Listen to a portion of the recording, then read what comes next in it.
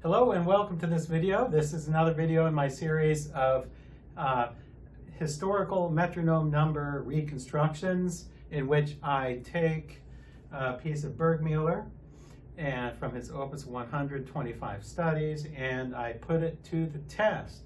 I test it out at the tempo at which our friend Wim Winters would most likely play it at, according to the whole beat metronome practice theory, also known as the double beat theory, the whole beat theory, however you want to call it.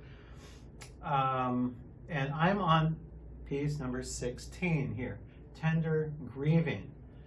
I'm sorry I don't know French. I'm embarrassed to say that, so I'm not going to say it in French. Tender Grieving. Okay. This is marked Allegro moderato. It's in 4/4 time. The metronome number is 126 per quarter note.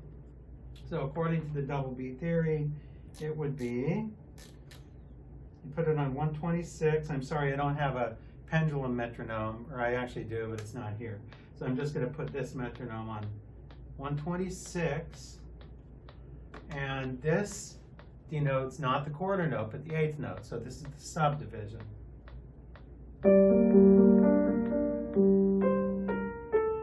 I'm going to play this through at about that speed, and I'm going to give you my thoughts about it. No repeats, just to save time.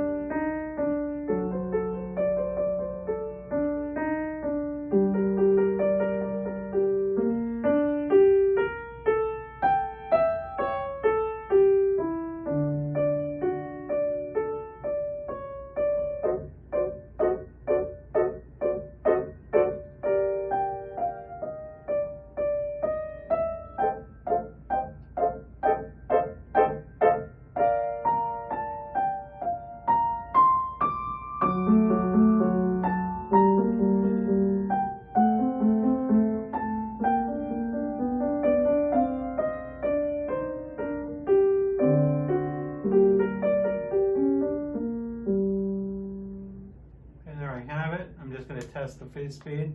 Good, I stayed right on 126. Actually, I have to admit, out of all the BURGMÜLLER that I've played so far, and the ones that I think I will play, out of all of them, this is probably the tempo that I don't really have many complaints about. Actually, it works. It works. It's a beautiful tempo for this kind of piece. Tender grieving, grieving. It's not a happy piece by any means. So, it could be a little faster. Remember, it is Allegro moderato.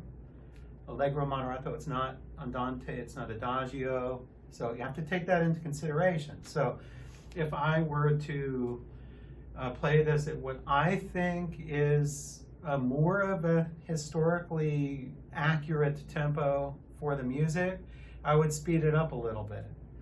But, that being said, I don't think this is bad. I think that's an okay speed for it, especially for students who can't play faster. But I do believe, and as I'm working on right now, a big, long document, a big paper on this topic, I will show that it's most likely more like a practice tempo.